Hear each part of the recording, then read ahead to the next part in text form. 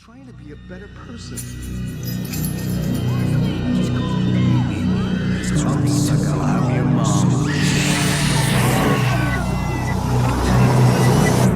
Got a minute? When the cosmic order cracked and the walls between worlds went thin, something slipped through, and whatever it was already moving. We just didn't expect it to turn up busking on a street corner. In the very last scene of Fionna and Cake Season 2, Marceline, playing for change, someone nobody invited appeared. Thank you. Someone who shouldn't be able to exist in this universe at all. Hunson Abadeer, ruler of the Nightosphere, and Marceline's French fries thief. Why? Arriving from a different reality entirely, he leans in Nice song, kiddo. Got a minute? and he makes Marshall a proposition. And then BAM! Cliffhanger, cut to black. And you just wonder, how did Hunson even get here? When really, what we should be asking is, a soul-sucking demon, just the one we know for so long, ends up crossing the entire multiverse just to find one busking kid on a street corner. What does he actually want? And the answer most people will jump to, evil demon, evil plan, might be the one thing it isn't. So buckle up, adventurers.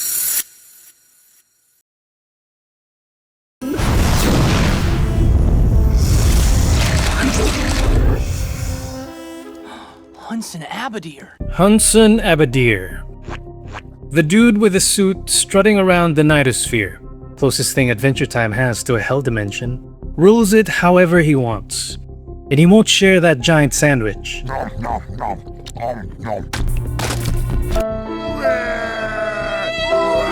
Probably suck you dry just for fun, or because you're just in his way. Stealing your soul.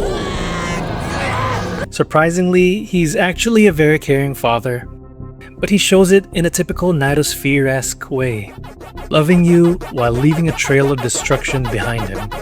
Just ask Marceline. He can't help it. He just grew up like that. Which is how I grew up. We also know he wears a pink amulet that gives him his suit. Dad! It helps him transform into a supercharged giant with a jellyfish head. It's terrifying because it also maxes his soul-sucking range. He's nigh unstoppable. It came from the Nightosphere.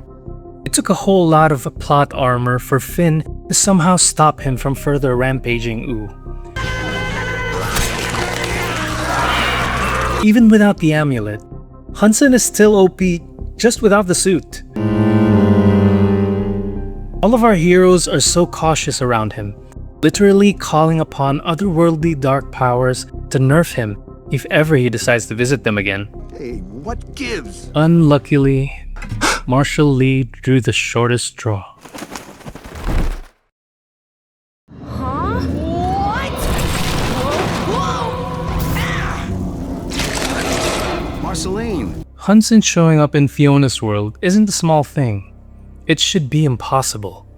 Sure, Hunson is OP, Karate kick! but it takes a Wishmaster or the ability to talk to trees to be able to traverse, but yet he's here. In our last few videos, we broke down how Golbery thinned the walls between worlds, how after the finale, things that should never cross between realities suddenly can. Oo's whole cosmic order is training, and now here's Hunson, a being who belongs to Oo's Nightosphere, standing on a street corner in a completely different universe. And it gets stranger. Because Fiona's world already has a Hunson. Her name is Hannah Abadeer, the gender swap version, and she's Marshall Lee's mother. So Oo's Hunson is crossing into a world that already has his counterpart and her own claim on this same kid. But why this Marshall? Why now? What's Hunson really after?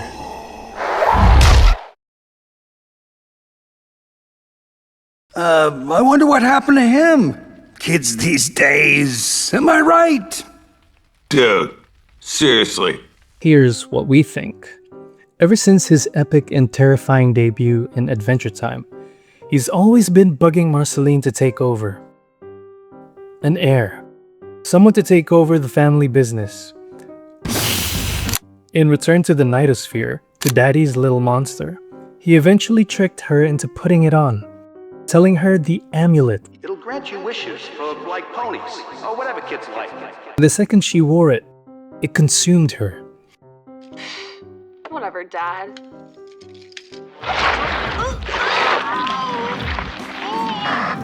Jake, grab the amulet! She went unstable, punishing Nightosphere citizens at random, while Hunson quietly made himself a sandwich. Eventually, Marcy was saved. Dad, you tricked me.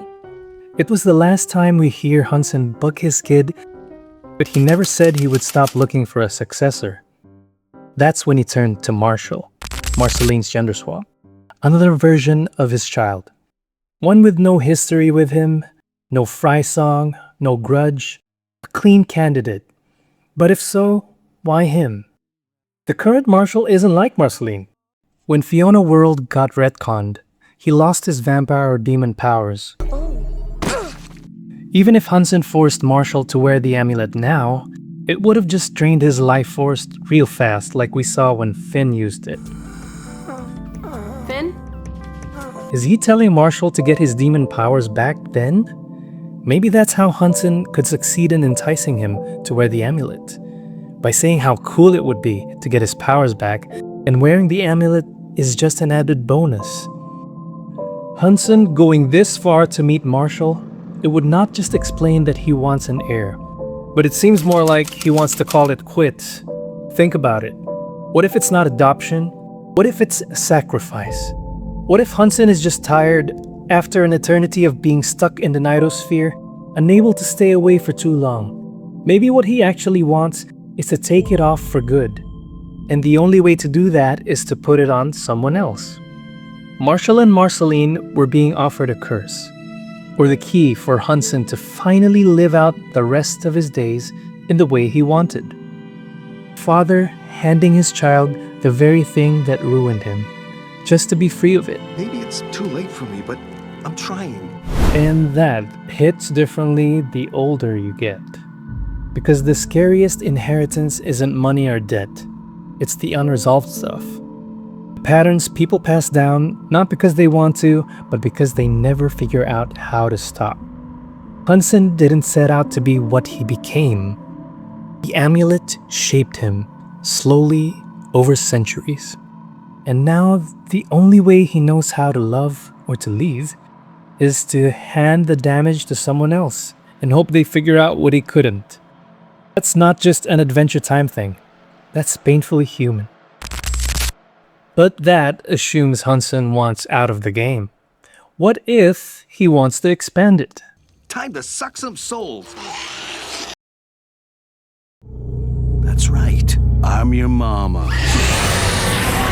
Scouting the thinned multiverse, just to open a brand new frontier. Just ignore me. He's a conqueror. Look at his track record. And it came from the Nightosphere. The second he got loose in Oo, he went on a rampage, sucking the souls out of everything he could find. That's who he is, with or without the amulet on. In Hunson and Marcy, he literally needs to have Finn and Jake as his security escorts. We literally have a whole encyclopedia where Hunson admits that he wants to conquer Oo. Now look at the opportunity. Fiona's world has a mini Nightosphere, but it's run by Hannah, his counterpart, a rival, not someone he controls. So if Hunson wants a foothold in this universe, he needs an in. That's where Marshall Lee comes in, the heir to this world's Nightosphere. Under this theory, the proposition isn't a gift at all. It's recruitment.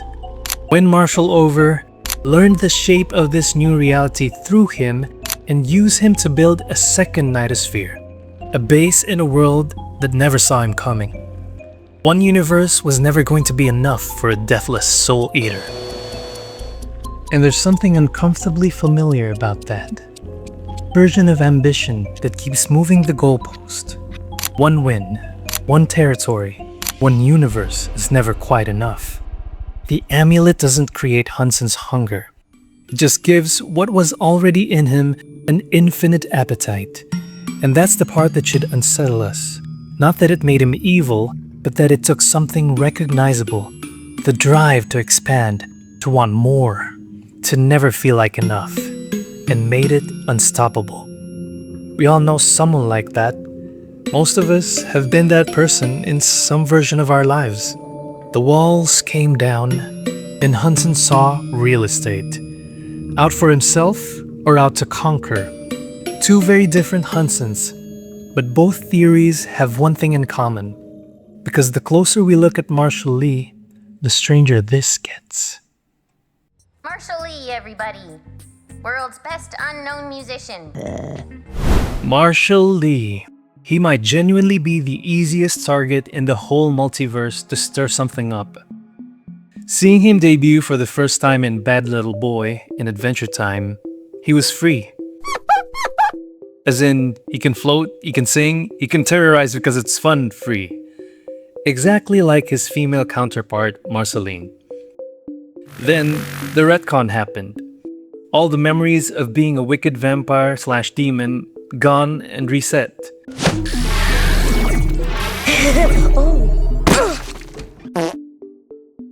Sure, as a human, he is just as rebellious, aloof, and dating Gary.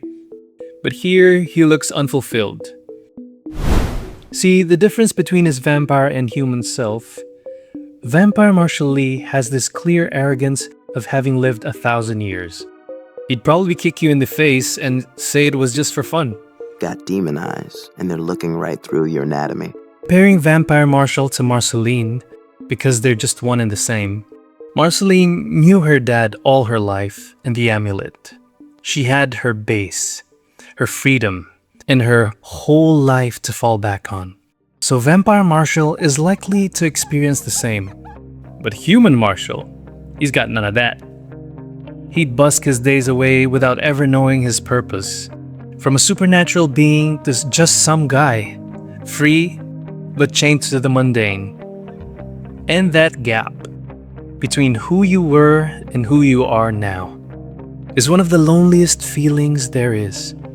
Marshall feels it somewhere deep in himself that something is missing. And that's what makes him an easy target to someone like Hunson. Because the second you feel like you need to chase something outside of yourself to be fulfilled, you become someone who'll listen to just about anyone who offers it back. Marshall isn't naive, he's just unfulfilled. And unfulfilled people make decisions they wouldn't otherwise. Hunson showing up out of nowhere will likely use this as leverage. Just needs to dangle on the one thing Marshall's missing, enticing him to blindly want more. When the offer lands, it lands on the one guy in either universe who will be tempted to not turn it down. Basically, a glance at the abyss and the abyss stares back kind of thing. The amulet didn't go looking for the strongest heir, it went looking for the weakest one. Yeah, it sucks. And finding the exact kid at his exact lowest in a universe Hunson's not even from? Come on, that's way too perfect to be Hunson just winging it. Which kinda makes you wonder, is Hunson even the one calling the shots here? Jake, take her! No, Finn! You'll be filled with chaotic evil! A way out or an invasion? So which is it? I don't know what it is. They're both about what Hunson wants and what he's planning. It's just that, what if that wanting might not even be his? Like the actual owner of the corporate business is still moving the pieces and their CEO is just another employee who thinks he's in charge when he's not. The amulet owns Hunson, like how the Ice Crown owns Simon.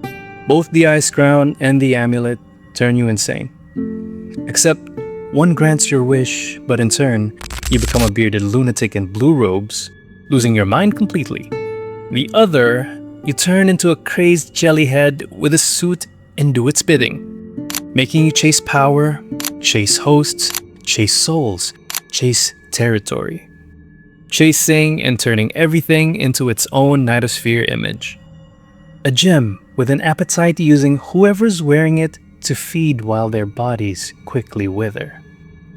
Finn wears it and goes completely insane and his life force nearly drained. Only an immortal demon was able to endure and satisfy its corruption. But being influenced by the amulet for centuries, it probably influenced Hunson so much his own actions weren't actually his own. If so, he must have realized this, and meeting Marshall might be the sign that he is nearing his limit to hold it back from consuming and conquering. Or Hunson really just wants out and live carefree, passing on his burdens to the next guy, then bails right away, leaving them to figure out themselves without any instruction manual. Either way, wherever there's Hunson, the amulet is always there. And unfortunately for Marshall, he is the second perfect candidate. The first one said no. She had everything to fall back on. Marshall's got nothing going for him. Unfulfilled in life, while one of them walked away, the other one might not be able to. The amulet has never stopped looking. As soon as the multiverse loosens, it's got the whole multiverse to dig through, and it just found the one person least able to say no, the dream target, just standing there, busking on a street corner. That Hunson meeting Marshall cliffhanger is almost certainly the biggest plot point in Fionna and Cake Season 3. The second you stop asking what Hunson wants and start asking what the thing around his neck wants, it kinda makes sense.